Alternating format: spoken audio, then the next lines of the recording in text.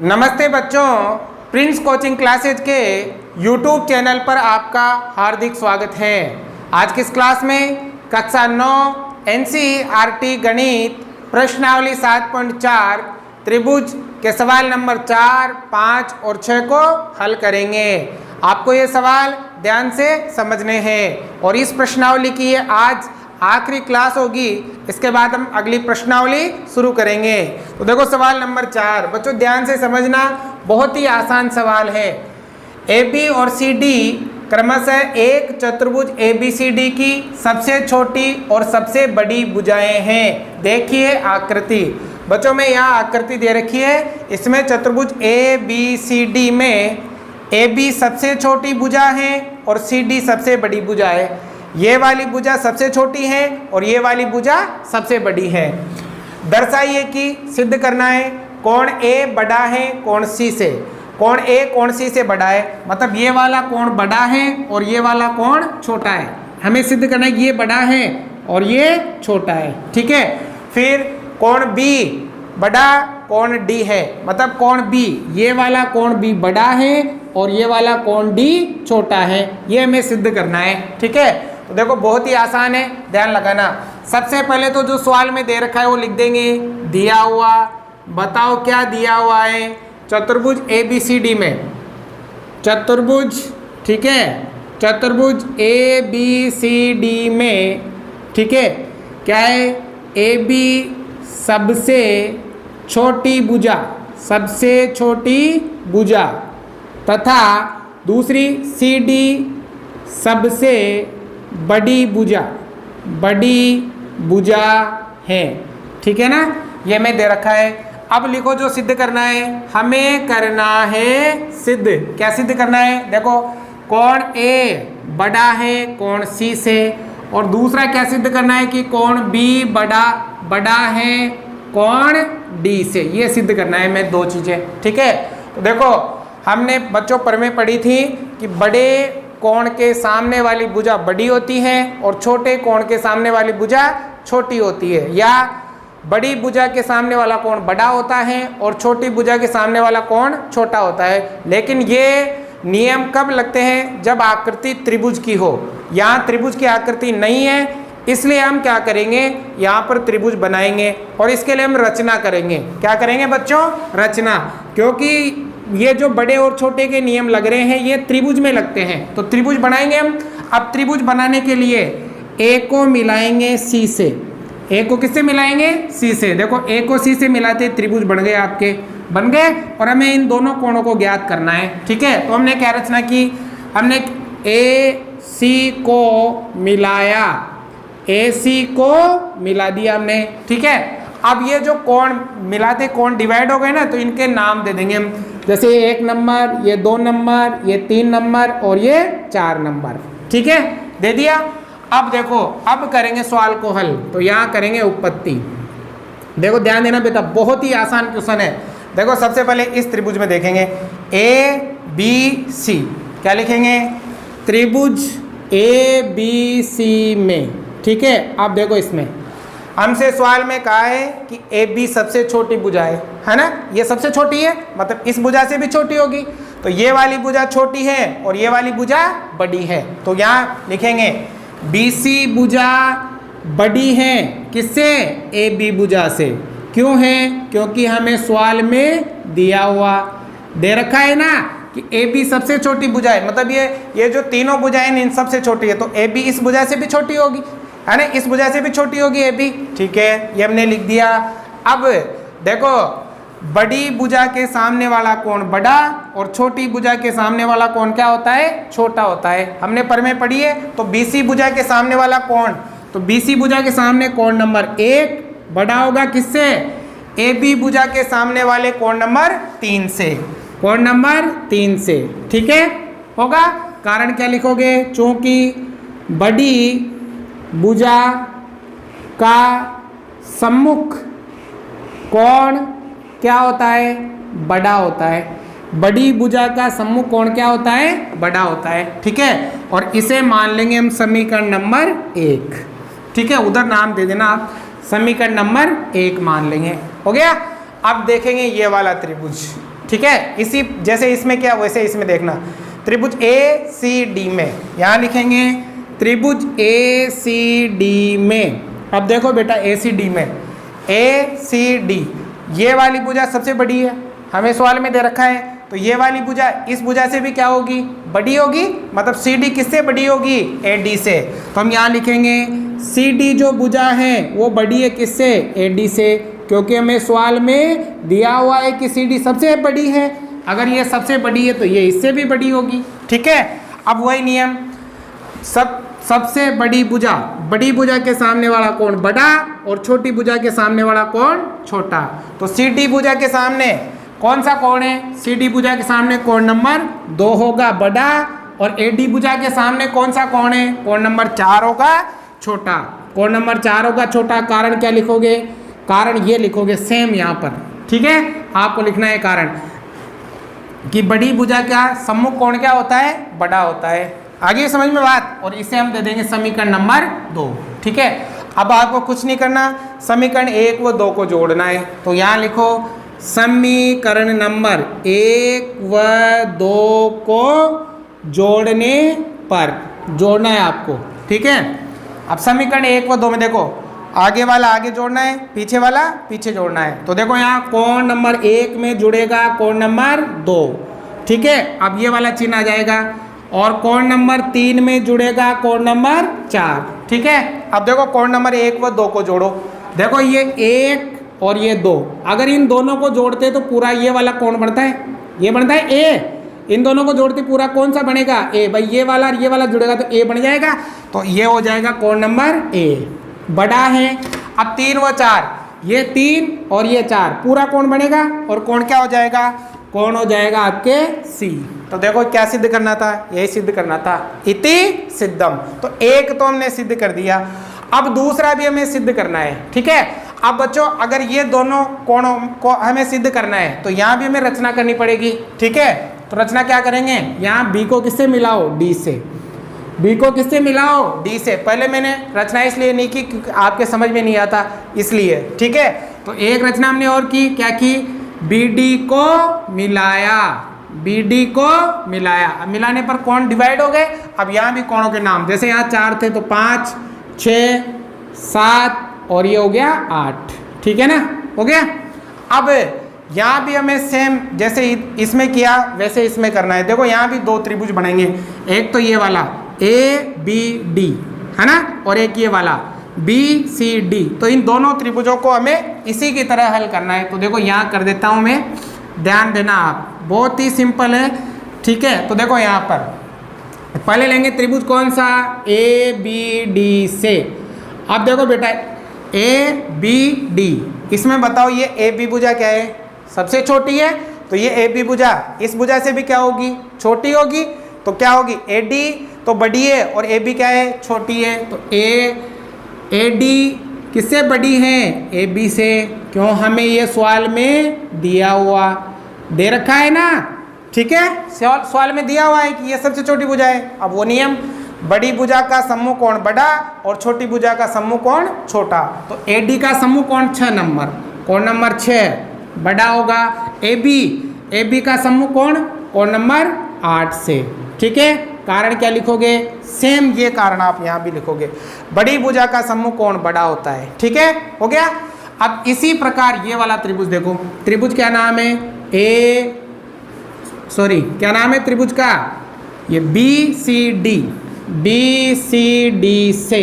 अब देखो यहाँ भी बी सी डी, बताओ बच्चों इसमें ये सी डी भुजा क्या है, सबसे बड़ी है। तो ये वाली भुजा इससे भी क्या होगी, बड़ी होगी। तो ये लिखेंगे सी डी बड़ी है किससे, बी सी से, क्यों है, सवाल में दिया हुआ, दिखने में बड़ा दिख रहा है, सवाल बहुत ही आसान है ना। तो ये वाली भुजा बड़ी और ये वाली भुजा क्या है, छोटी, सवाल में दिया हुआ है। तो वही नियम, बड़ी भुजा का सम्मुख कोण बड़ा और छोटी भुजा का सम्मुख कोण छोटा। तो देखो बड़ी भुजा सी डी है, इसका सम्मुख कोण नंबर 5 बड़ा है। बीसी भुजा का कोण कौन सा, कोण नंबर 7 से। कारण सेम ये लिखोगे, बड़ी भुजा का सम्मुख कोण बड़ा होता है, लिखना है आपको कारण पीछे, ठीक है। अब इसे मान लो समीकरण नंबर 3 और इसे मान लो समीकरण नंबर 4। अब सेम समीकरण 3 व 4 को जोड़ने पर तो हम लिखेंगे समीकरण नंबर 3 व 4 को जोड़ने पर, जोड़ना है भाई। अब वही आगे वाला आगे जोड़ना है, पीछे वाला पीछे जोड़ना है। तो देखो कोण नंबर 6 इसमें प्लस होगा, कोण नंबर 5 अब ये बड़े का चिन्ह, कोण नंबर 8 और इसमें प्लस होगा कोण नंबर 7। ठीक है, अब 5 व 6 को जोड़ो भाई। देखो ये 5 और ये 6 तो पूरा कौन सा बना, कोण बी बड़ा है।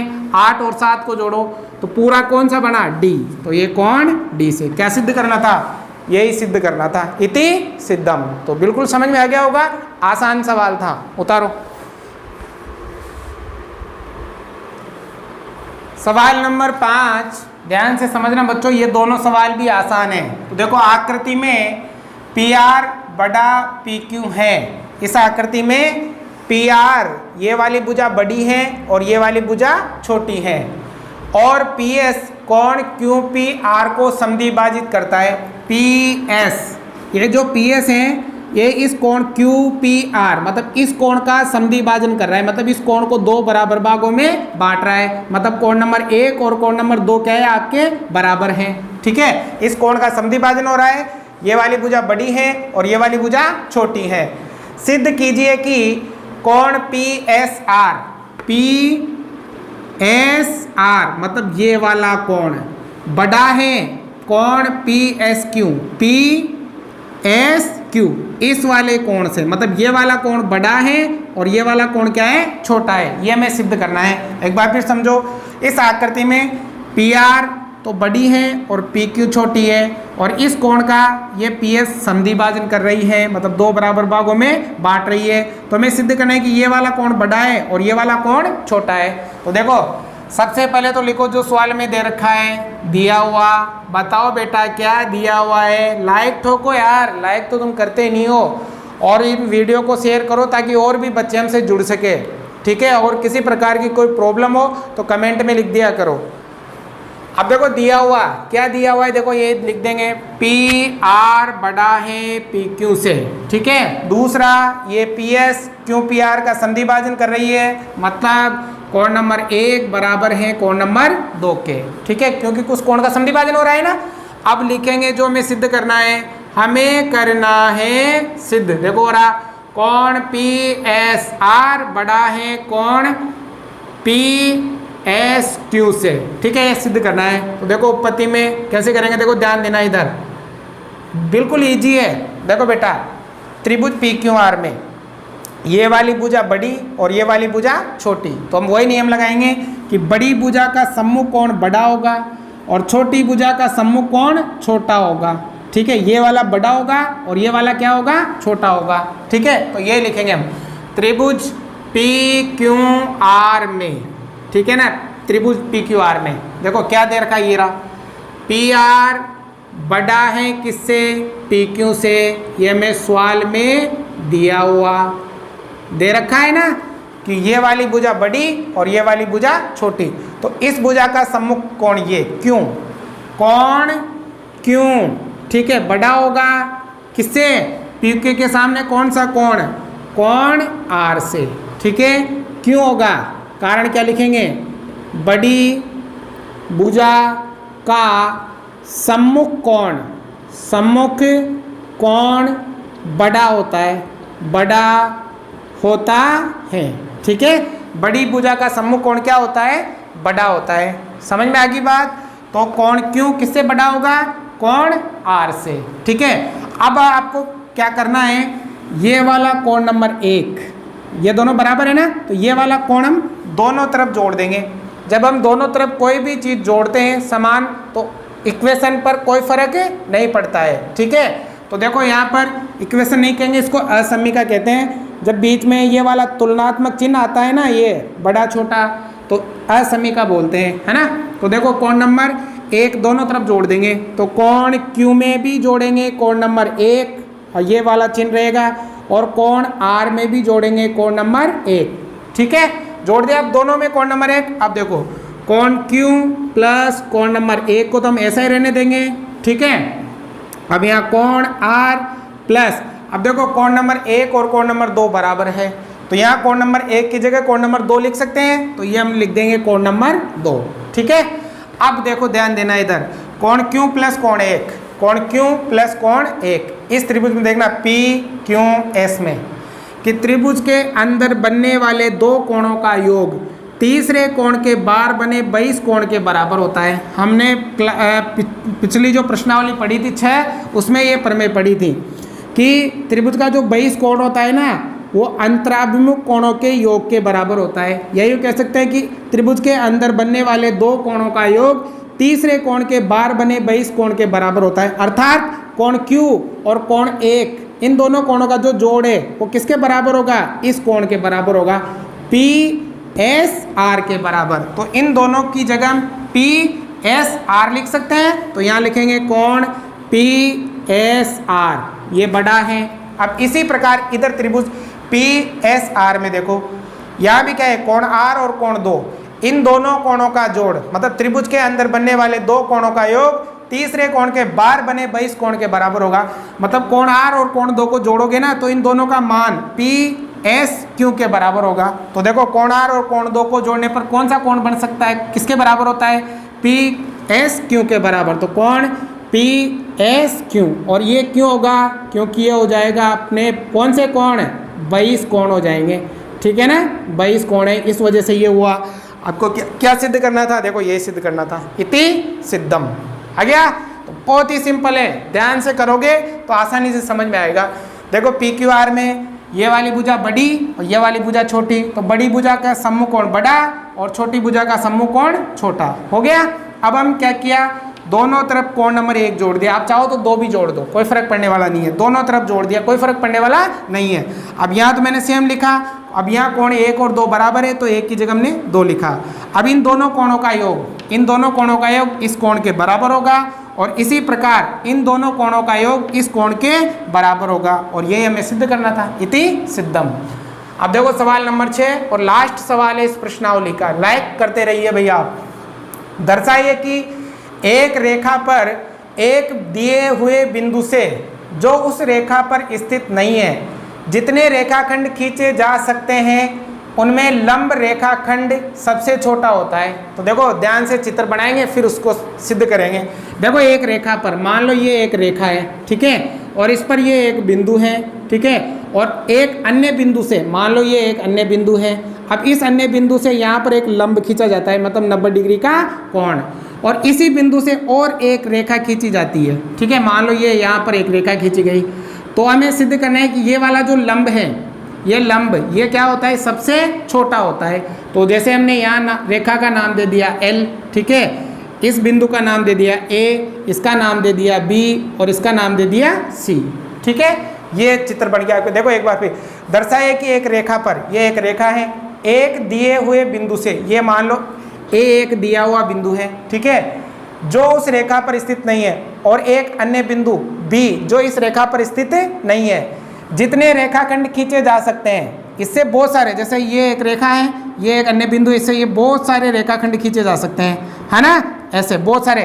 तो इसमें हमें ये सिद्ध करना है कि ये जो लंब मतलब 90 डिग्री का कोण बनाता हुआ रेखाखंड आएगा ना, ये सबसे छोटा होगा। तो देखो मैंने यहाँ 2 रेखाखंड खींचे हैं, एक तो ये लंब रेखाखंड और एक ये दूसरा रेखाखंड, ठीक है ना। तो हमें सिद्ध करना है कि ये वाला तो होता है छोटा और ये वाला क्या होता है, बड़ा होता है, यह सिद्ध करना है। तो देखो कैसे करेंगे, ध्यान देना इधर। सबसे पहले तो जो सवाल में दिया हुआ लिख लेंगे, दिया हुआ क्या दिया हुआ है, L एक रेखा है, L एक रेखा है, ठीक है, ठीक है। अब दूसरा BP L पर क्या है, B है, सॉरी BA लंब किस पर है, L पर, ये BA इस पर क्या है, लंब है। अब हमें करना है सिद्ध, क्या सिद्ध करना है कि ये तो होता है छोटा और ये क्या होता है, बड़ा। मतलब BC, या ऐसे लिख दो, उल्टा लिख दो, AB छोटा है किससे, BC से, यह सिद्ध करना है हमें, ठीक है ना, समझ में आ गया ना। ये एक रेखा है सीधी, मान लो ये कोई बाह्य बिंदु है, अब इससे इस पर रेखाखंड खींचेंगे तो ये तो है लंब रेखाखंड 90 डिग्री कोण, और बहुत सारे रेखाखंड आप इस पर खींच सकते हो, है ना, कहीं पे भी बहुत सारे। तो हमें सिद्ध करना है कि ये वाला रेखाखंड सबसे छोटा होता है इन रेखाखंडों से। तो यहाँ मैंने 2 रेखाखंड खींचे आपको समझाने के लिए, ठीक है। तो चलिए अब उत्पत्ति स्टार्ट करते हैं, ध्यान देना इधर। हम लेंगे ये वाला त्रिभुज ABC। त्रिभुज कौन सा? ABC से। बताओ बेटा, त्रिभुज के तीनों कोणों का योग कितना होता है? 180 डिग्री होता है त्रिभुज के तीनों कोणों का योग, ठीक है। तो देखो यहाँ कोण A प्लस कोण B प्लस कोण C बराबर होगा 180 डिग्री। कारण हो जाएगा ASP, एंगल सम प्रॉपर्टी, मतलब त्रिभुज के कोण योग गुणधर्म से, ठीक है। तो हिंदी में इतनी बड़ी लाइन लिखने के बजाय हम शॉर्ट में लिख देते हैं ASP, और हिंदी में लिखना चाहो तो ऐसे लिख दो कि त्रिभुज के तीनों अंत कोणों का योग हो गया। अब देखो यहाँ पर कोण A ये वाला 90 डिग्री है, हमें सवाल में दे रखा है, तो इसकी जगह हम 90 लिख सकते हैं, प्लस कोण B प्लस कोण C बराबर 180, क्योंकि B और C हमें पता नहीं है। अब हम 90 का उधर पक्षांतरण कर देंगे, तो कोण B प्लस कोण C बराबर 180 माइनस 90, तो कोण B प्लस कोण C बराबर आ जाएगा 90 डिग्री, ठीक है। 180 में से 90 घटाओगे तो 90 आ जाएगा। मतलब इसका मतलब क्या हुआ कि जो B और C है वो न्यून कोण है, मतलब 90 से छोटे हैं। ये 90 आ गया, अब इन दोनों का जोड़ 90 हो रहा है, मतलब ये दोनों 90 से छोटे हैं। दोनों को जोड़ने पर 90 होता है ना, मतलब दोनों 90 से छोटे हैं। तो ये वाला जो C कोण है ये 90 से क्या है? छोटा है। तो यहाँ देखो कोण C क्या लिख सकते हो? छोटा है किससे? 90 डिग्री से। और कोण B भी क्या है? 90 डिग्री से छोटा है ना। तो कोण C छोटा है, तो देखो कोण C का तो कोण C, और 90 की जगह क्या लिख सकते हैं? कोण A लिख सकते हैं, A लिख सकते हैं ना, क्योंकि 90 का मान A ही है, तो कोण A आ जाएगा, ठीक है। अब देखो कोण C तो है छोटा और कोण A है बड़ा, ये वाला कोण बड़ा है और ये वाला कोण छोटा है। तो हमने नियम क्या पढ़ा? बड़े कोण की सम्मुख भुजा बड़ी और छोटे कोण की सम्मुख भुजा छोटी। तो कोण C की सम्मुख भुजा कौन है? AB, छोटा होगा। कोण A की सम्मुख भुजा कौन है? BC। क्या सिद्ध करना था? यही सिद्ध करना था, इति सिद्धम। कारण क्या लिखोगे? चूंकि क्या लिखोगे? बड़े कोण की सम्मुख भुजा क्या होती है? भुजा बड़ी होती है, और छोटे कोण की सम्मुख भुजा क्या होती है? छोटी होती है। यही हमें क्या करना था? सिद्ध करना था। तो बच्चों आपके प्रश्नावली 7.4 समाप्त होती है, और प्रश्नावली 7 आपके त्रिभुज समाप्त होती है। जल्द ही हम अगली प्रश्नावली 8 आपके लिए लेकर आएंगे। आपको कितना समझ में आ रहा है आप मुझे कमेंट करके ज़रूर बताइएगा, और इन सभी क्लासों को अधिक से अधिक शेयर करिएगा और अपने मित्रों को बताइएगा कि चलो प्रिंस क्लासेज यूट्यूब चैनल पर कक्षा 9th का कोर्स चल रहा है, वहीं से पढ़ते हैं, अच्छा पढ़ाते हैं सर, ठीक है। उतारो भाई।